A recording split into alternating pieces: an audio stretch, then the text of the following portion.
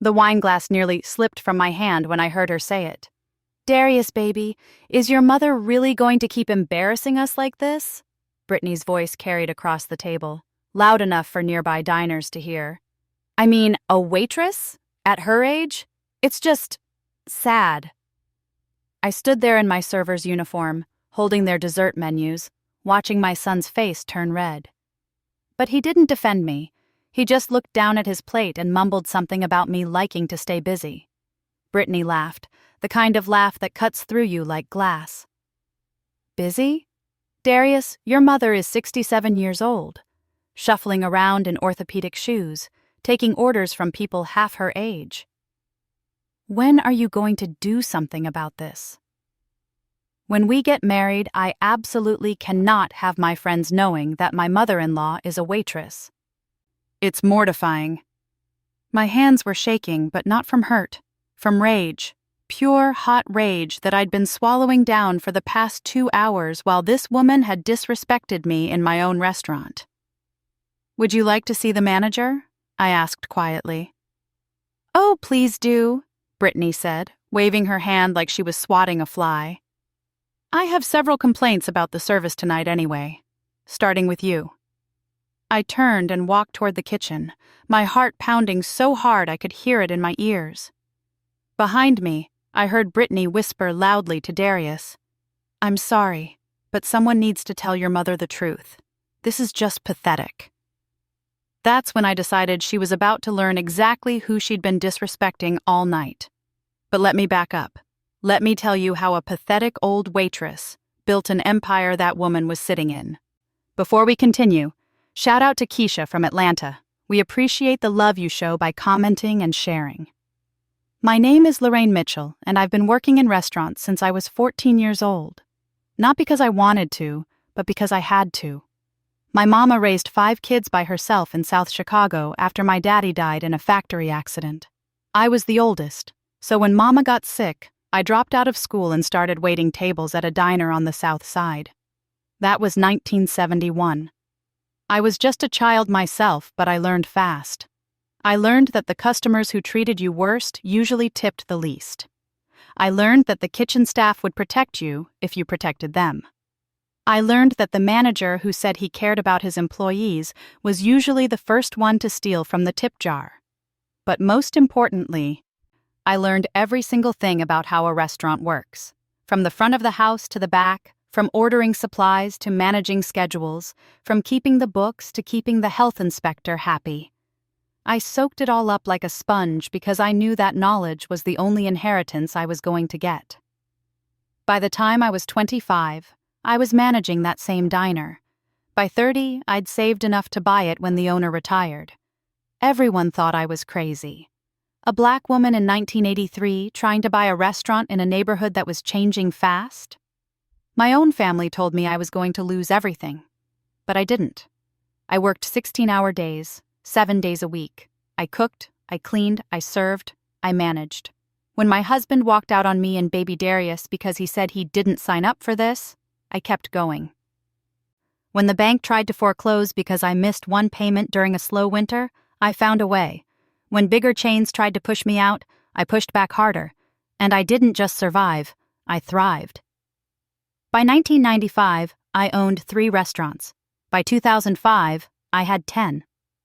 Today, in 2025, Mitchell's Family Kitchen has 42 locations across Illinois, Indiana, and Wisconsin. We serve good, honest soul food at prices working people can afford. We employ over 800 people, and every single manager in my company started as a server or a cook, just like me. I never forgot where I came from. That's why once a month I still work shifts at different locations, not as the boss, as a server. Same uniform as everyone else, same tables, same tips. My managers know who I am, but the staff doesn't always recognize me. I do it because I need to know what's really happening in my restaurants. I need to hear what customers say when they think the owner isn't listening.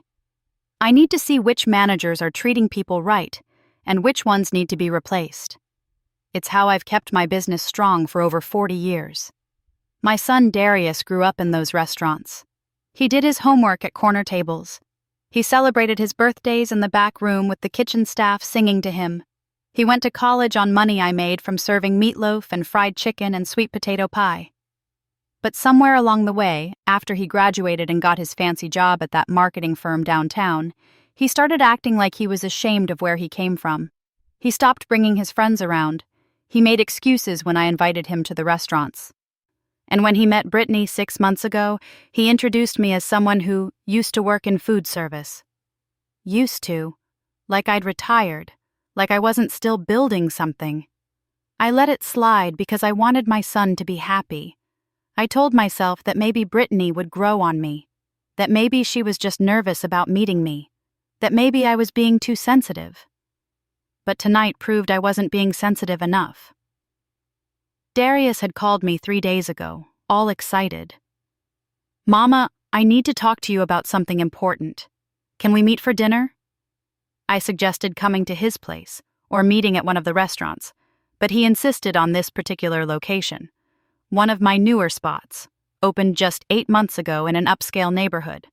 He said Brittany loved it, and they ate there all the time. What he didn't say was that he wanted to meet me there because he'd never told Brittany who owned it.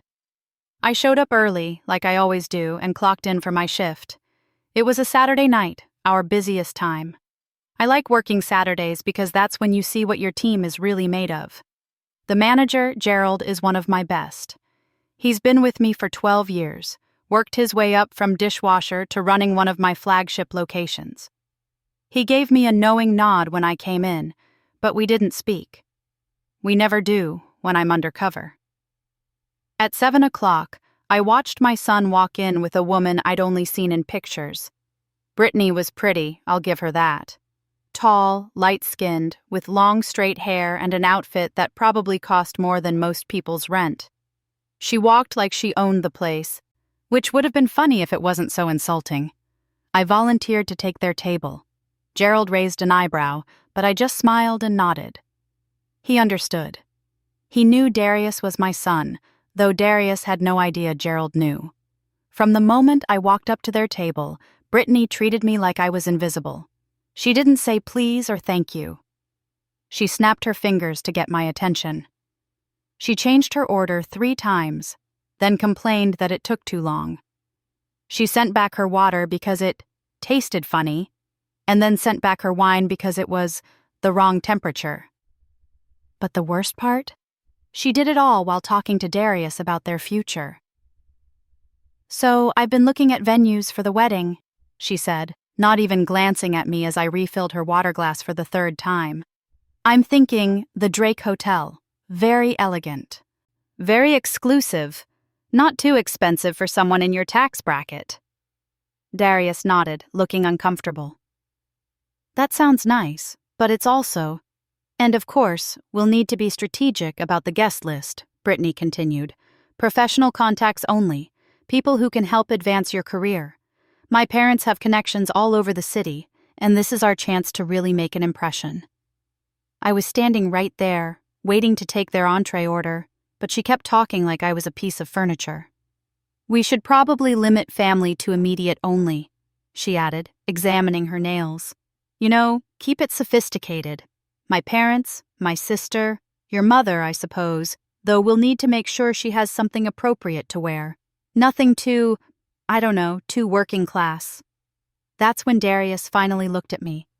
Really looked at me, and I saw something in his eyes that broke my heart. Shame. He was ashamed of me. "Are you ready to order?" I asked, my voice steady even though I wanted to cry. They ordered. Brittany made more changes. I smiled and took it all down, then walked back to the kitchen where I had to lean against the walk-in refrigerator for a full minute before I could breathe normally. Gerald came up beside me. "Mrs. Mitchell, you okay?" "I'm fine," I said. "Just fine." But I wasn't fine. I was watching my only child, the boy I'd sacrificed everything for, sit there and let this woman disrespect me in the business I'd built from nothing. The rest of the dinner was more of the same. Brittany complained about everything. The food was too hot, then too cold. The music was too loud. The lighting was too dim. She treated every server who came near the table like they were servants, but she reserved her worst behavior for me. And then came dessert. That's when she started talking about me like I wasn't standing 3 feet away. "I just don't understand why she's still doing this," Brittany said, loud enough for half the restaurant to hear. "Darius, you make good money. You could support her. Let her retire with some dignity instead of shuffling around in that uniform at her age. It's embarrassing for everyone involved." Darius shifted in his seat. "She likes working, Brittany. It's not about the money." "Of course it's about the money," Brittany snapped. "Why else would a woman her age be waiting tables? And don't get me started on how this reflects on you. On us. When we're married, I absolutely cannot have people knowing that my mother-in-law is serving food for minimum wage. What will people think?" That's when I offered to get the manager. And that's when Brittany made her final mistake. "Please do," she said with a nasty smile. "I have several complaints about the service tonight anyway. Starting with you." I walked to the kitchen, my entire body trembling. Gerald met me at the door. "It's time," I said quietly. He nodded. "You sure?" "I'm sure." I took off my apron.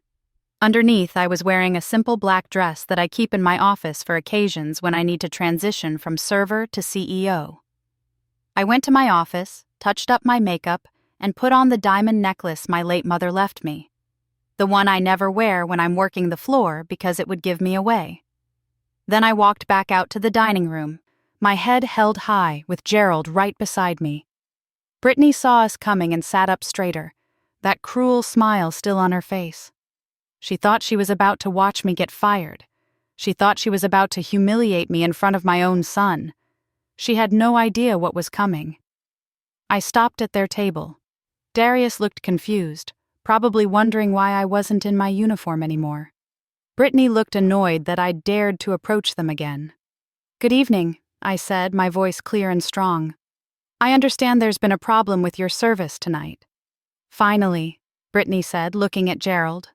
"Are you the manager? Because this woman has been absolutely terrible. Slow, incompetent, and frankly, rude. I want her fired immediately." Gerald opened his mouth to respond, but I held up my hand. "Actually," I said, looking directly at Brittany, "Gerald here is the manager. One of my best, actually. He's been with Mitchell's Family Kitchen for 12 years, and he runs this location beautifully." Brittany blinked. "Mitchell's Family Kitchen? What does that have to do with—" "I'm Lorraine Mitchell," I said softly. "I own this restaurant. I own all 42 Mitchell's Family Kitchen locations across 3 states. I'm not just a waitress, sweetheart. I'm the CEO of a $42 million company." The look on Brittany's face was worth every insult she'd thrown at me that night. But the look on my son's face? That's what made my heart break into 1,000 pieces. Because Darius didn't look shocked or proud or defensive. He looked terrified. And in that moment, I realized something that made me feel sick to my stomach. He knew. He'd always known. He just never told her. He'd been ashamed of me for so long that he couldn't even tell the woman he wanted to marry the truth about who his mother really was. The entire restaurant had gone quiet. People at nearby tables were staring. Brittany's mouth was opening and closing like a fish out of water. But you were," she stammered. "Working?" I said. "Yes. I work in my own restaurants once a month. Every location, every position. It's how I built this company, and it's how I keep it running right. I believe in knowing my business from the ground up. I believe in treating every employee with respect, because I've stood in their shoes. I've been that single mother working double shifts to feed her child. I've been that woman people looked down on because of her job." I turned to look at Darius, but I never thought my own son would be one of those people. Darius's face had gone completely white. "Mama, Don't," I said, holding up my hand. "Not here, not now." I looked back at Brittany, who seemed to have recovered enough to be angry instead of shocked. "This is ridiculous," she said, her voice rising. "Darius, did you know about this? Did you know she owned this place and you let me— Let you what? I interrupted. Let you disrespect me? Let you treat me like I was beneath you? Let you talk about me like I was an embarrassment? Yes, apparently he did let you do all of that. Brittany turned to Darius, her face flushed with anger. You told me your mother was just a waitress. You said she struggled with money. You said— I said what? Darius finally spoke, his voice barely above a whisper. What did I say? Brittany? The question hung in the air like smoke. Brittany's eyes filled with tears, but they weren't tears of remorse. They were tears of rage and humiliation. You made me look like a fool, she screamed at Darius. In front of all these people, everyone's staring at us. Actually, Gerald said, his voice calm and professional, I think it might be best if you folks finish this conversation elsewhere. This is still a place of business, and we have other customers to consider. Brittany grabbed her purse and stood up so fast her chair nearly tipped over. I don't need to hear another word. Darius, we're leaving. Now. But Darius didn't move. He just sat there, looking at me with eyes that seemed to be seeing me for the first time in years. Darius! Brittany's voice was shrill. I said we're leaving! Still, he didn't move, Tess. That's when Brittany made her final play. She leaned down close to Darius and said, loud enough for me to hear, You need to choose right now. Are you going to be with me, building a future with someone who has class and connections? Or are you going to stay here with your mother playing servant in her little chain restaurants? The silence that followed was deafening. Darius slowly stood up. For a moment I hoped, he would tell Brittany to leave without him. I hoped he would choose me, choose the truth. Choose the family that raised him over the image he'd been trying to project. But my son looked at me, and his first words weren't an apology. Why did you have to do this tonight? He asked, his voice shaking. Why couldn't you have told me you were working here? And that's when I realized this wasn't just about Brittany. This was about years of my son pulling away from who he really was, where he really came from. This was about him choosing shame over pride, image over substance, lies over truth. I work in my restaurants every month, Darius, I said quietly. You know that. I've told you that. But you've been so busy being embarrassed by what I do that you never asked which location I'd be at this week. You just assumed your rich girlfriend's favorite restaurant couldn't possibly be owned by your poor waitress mother. Darius flinched like I'd slapped him. Brittany grabbed his arm. Are we leaving or not? Darius looked between me and Brittany, and I could see the war playing out on his face. Finally, he pulled out his wallet and threw several bills on the table. I need some time, he said, not quite looking at either of us. I need to think. Then he walked out of the restaurant. Brittany followed him, but not before turning back to me one last time. You know what? You might own these restaurants, but you're still just a waitress playing dress-up. Darius deserves better than this. Better than you. She stormed out, her heels clicking on the hardwood floor. I stood there watching my son leave, feeling like someone had reached into my chest and torn out my heart. Gerald touched my arm gently. Mrs. Mitchell, why don't you sit down for a minute? But I couldn't sit. I couldn't move.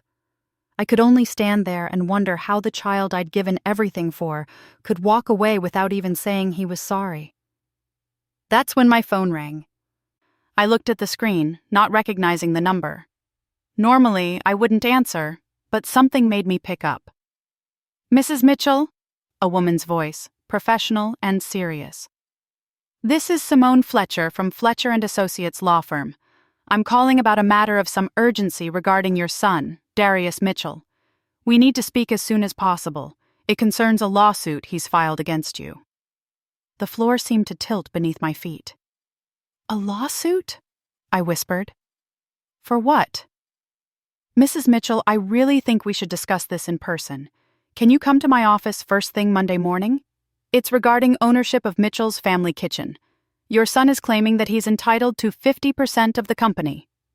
I had to grab onto the nearest table to keep from falling. 50%? My voice sounded strange, distant. On what grounds?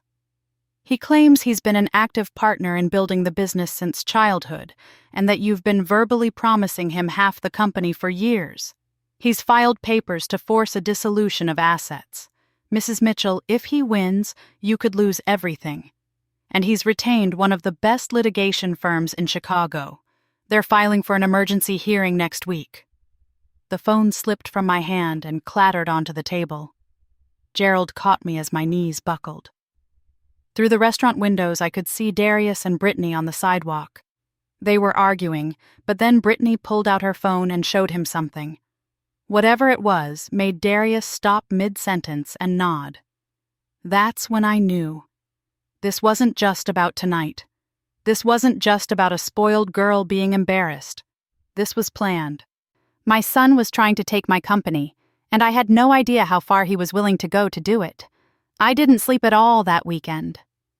Sunday morning, I sat in my usual pew at Greater Hope Baptist Church, the same church I'd been attending for 35 years. Pastor Williams was preaching about forgiveness, but I couldn't hear a word he said. All I could think about was that phone call, that lawsuit, my son trying to take everything I'd built. After service, my best friend Corinne grabbed my arm. She's known me since we were both young mothers struggling to make ends meet. She took one look at my face and said, "Lorraine, what happened?" I broke down right there in the church parking lot, told her everything, the dinner, the disrespect, the lawsuit. Corinne's eyes went wide. That boy has lost his natural mind. Come on. We're going to my house. You're not dealing with this alone. At Corinne's kitchen table, she made me tea and called 2 other women from our church circle. Within an hour, Sister Beverly and Sister Ruth were sitting with us, all of them looking as angry as I felt hurt.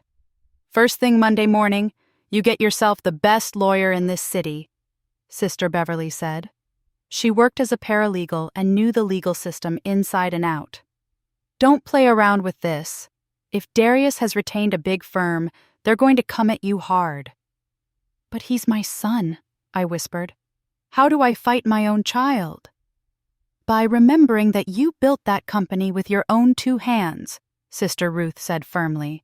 She was 72 years old and didn't mince words. That boy didn't build nothing.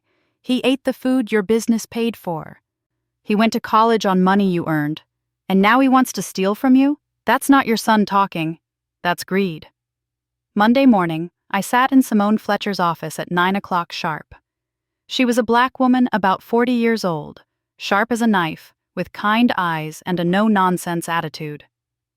"Mrs. Mitchell, I'm going to be straight with you," she said, spreading papers across her desk. "This lawsuit is serious. Darius claims that you verbally promised him 50% of the company on multiple occasions. He says he's contributed ideas and feedback over the years that helped grow the business. He's even claiming that he introduced you to key investors and suppliers." "That's not true," I said, my voice shaking. "None of that is true. I offered him a job at the company when he graduated college. But he said working in restaurants was beneath him. He wanted nothing to do with it." "Can you prove that?" I thought hard. "I have emails, text messages, years of me asking him to join the business and him making excuses." Simone's eyes lit up. "Get me everything. Every email, every text, every voicemail. If he's been refusing to participate in the business, that destroys his claim that he's been an active partner." Over the next 3 days, I went through everything. My phone, my computer, my old email accounts. What I found made me sick. Darius had been planning this for at least 6 months, right around the time he met Brittany. I found an email he'd sent to a business valuation firm asking them to estimate the worth of Mitchell's family kitchen. I found text messages between him and someone named B that I realized must be Brittany, where they talked about finally cashing in on what he was owed and how they could leverage the old lady's guilt into a settlement. The old lady. That's what he called me. But the worst thing I found was a voice message he'd left himself, probably by accident, about 3 months ago. In it, he was talking to Brittany about their plan. "She'll never see it coming," Darius said. I'll bring you to dinner, let you be awful to her, and then when I defend her by filing the lawsuit, she'll be so grateful for any contact with me that she'll settle. She won't want to fight her only son in court. We'll get at least 20 million, probably more." I played that recording for Simone. She listened with a face like stone. "This is conspiracy to commit fraud," she said quietly. "Mrs. Mitchell, your son isn't just trying to take your business. He tried to emotionally manipulate you as part of a scheme to extort money from you." "What do I do?" I asked, tears streaming down my face. "We fight," Simone said, "and we bring everything we've got." The emergency hearing was set for Friday, just 5 days after that terrible dinner. Darius's lawyers had pushed for the earliest possible date, probably hoping I wouldn't have time to prepare. They didn't know who they were dealing with. That Thursday night, Corinne and the church sisters came to my house. We sat in my living room, the same living room where I'd raised Darius, where I'd helped him with homework and celebrated his achievements and comforted him when he was hurting. "You need to be strong tomorrow," Corinne said, holding my hand. "That courtroom is going to be hard. Seeing your boy on the other side of it is going to break your heart. But you remember who you are. You're Lorraine Mitchell. You survived things that would have destroyed other people. You built something real and good. Don't let anyone take that from you."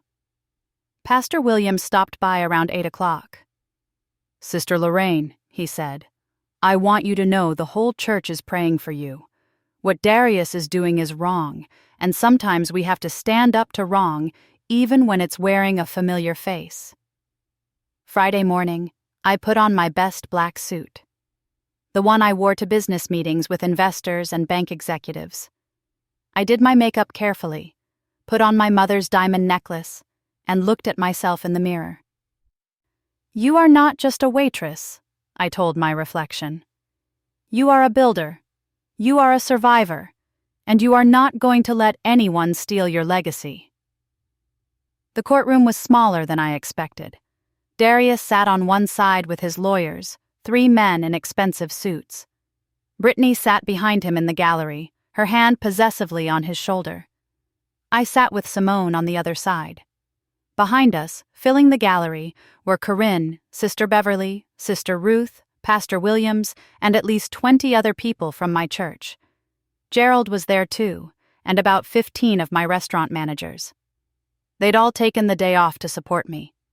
When Darius finally looked at me across that courtroom, I searched his face for any sign of the little boy I'd raised, the child who used to fall asleep in my arms, the teenager who'd hugged me tight after his first heartbreak, the young man who'd cried at his college graduation and thanked me for believing in him.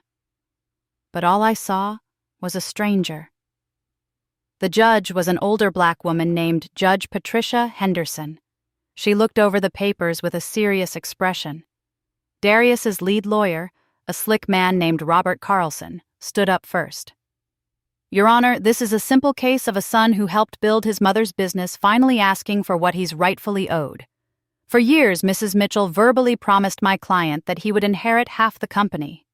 He contributed ideas, connections, and support that directly led to the business's growth. Now, as he's starting his own family, he's simply asking his mother to honor her promises." It was a good story, if it had been true. Then Simone stood up. "Your Honor, this is not a case about a son receiving his inheritance. This is a case about attempted fraud and extortion. We have evidence that Mr. Mitchell and his fiancée deliberately planned to manipulate Mrs. Mitchell emotionally in order to pressure her into settling a fraudulent lawsuit. We have recordings, text messages, and emails that prove this entire lawsuit is a calculated scheme." Judge Henderson's eyebrows went up. "That's a serious accusation, Counselor." "We have serious evidence, Your Honor." For the next 2 hours, the lawyers argued back and forth. Carlson presented testimony from Darius claiming I'd promised him the company dozens of times. He had Brittany testify that Darius had told her all about how involved he'd been in the business. But then it was our turn. Simone presented the emails showing Darius refusing to work at the company. She showed the text messages where he called the restaurant business beneath him and said he was embarrassed to tell people what his mother did for a living. Then she played the recording. The entire courtroom went silent as Darius's voice filled the space. She'll never see it coming. I'll bring you to dinner, let you be awful to her, and then when I defend her by filing the lawsuit, she'll be so grateful for any contact with me that she'll settle. She won't want to fight her only son in court. We'll get at least 20 million, probably more. I watched my son's face as he heard his own words. He went white, then red, then white again. Brittany grabbed his arm, her eyes wide with panic. Judge Henderson's face was like thunder. Mr. Mitchell, did you just hear what I heard? Darius stood up, his legs shaking. Your Honor, I can explain. Sit down, the judge said, her voice cold as ice. I've heard enough. She looked at the papers in front of her, then looked up at Darius with disgust in her eyes. In my 30 years on the bench, I have never seen such a blatant attempt at fraud and manipulation. Mr. Mitchell, you didn't just file a frivolous lawsuit.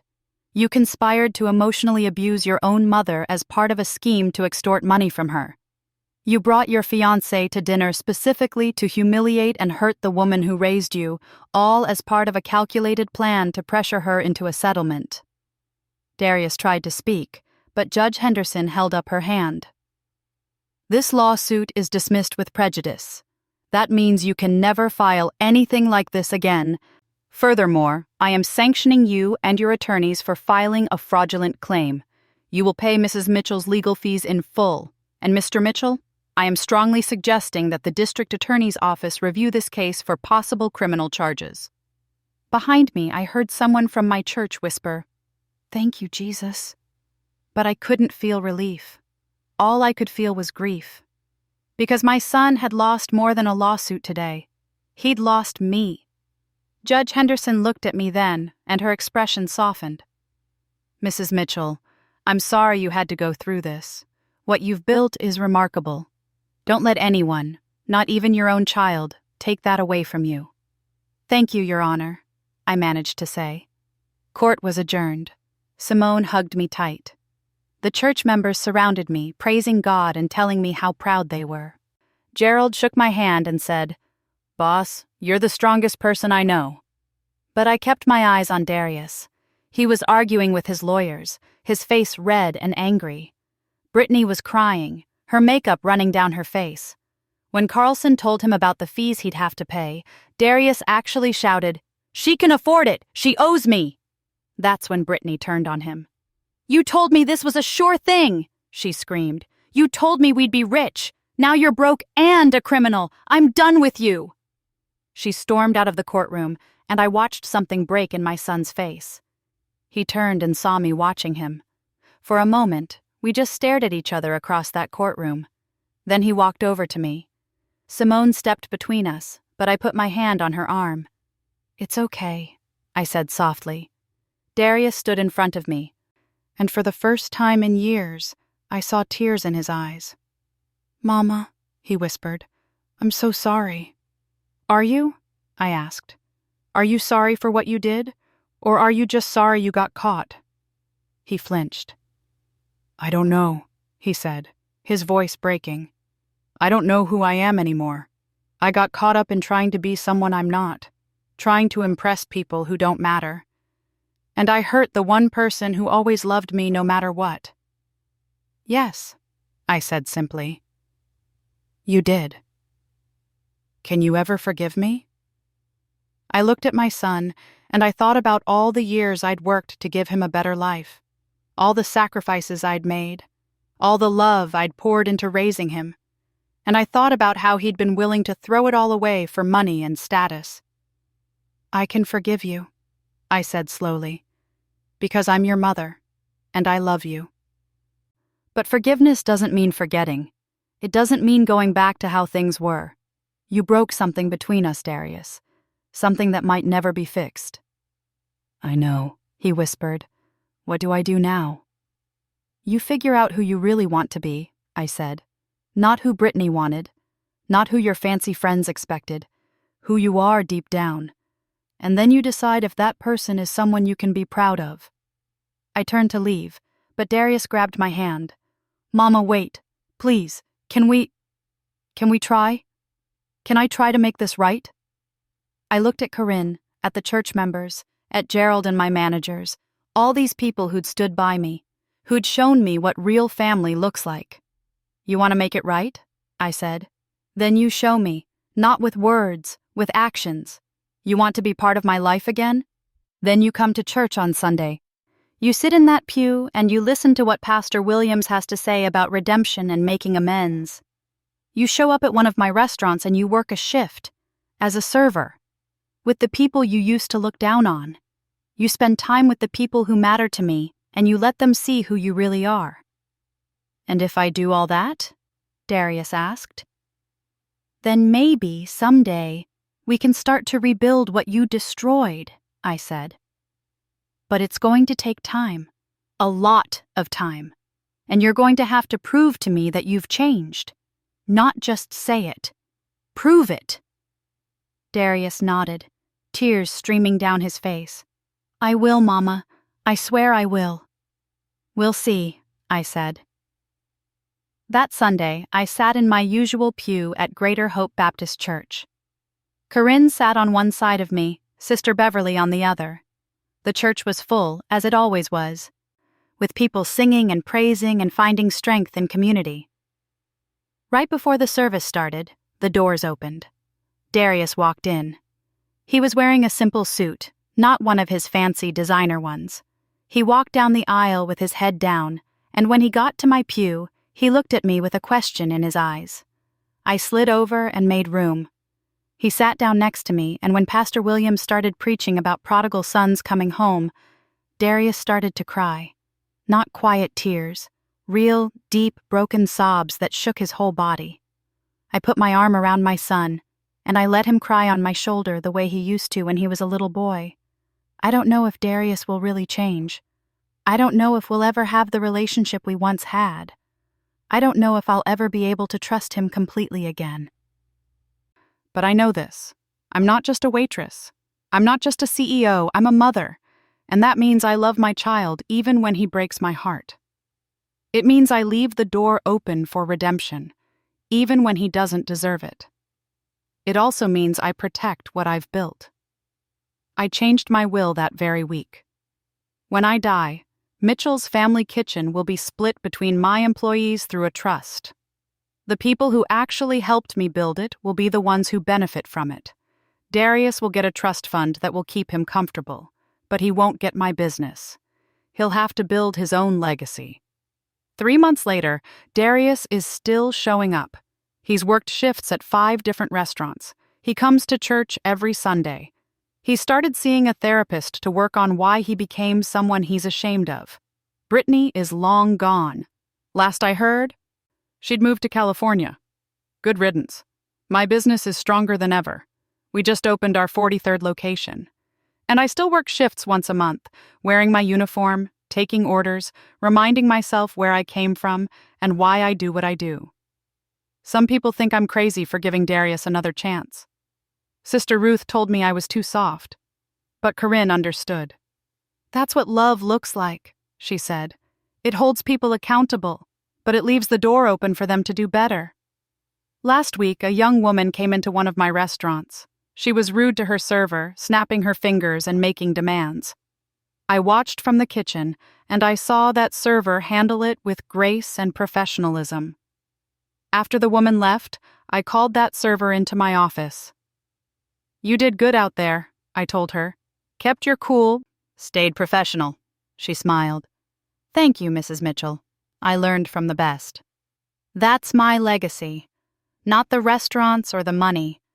It's the people I've lifted up along the way, the single mothers I've given jobs to, the young people I've trained and promoted, the community I've fed and employed and supported.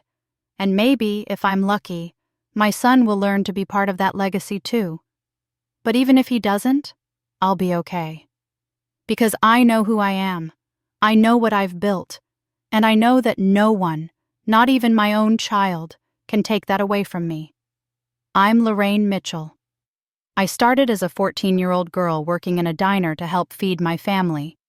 And I became a woman who built an empire on hard work, integrity, and never forgetting where I came from.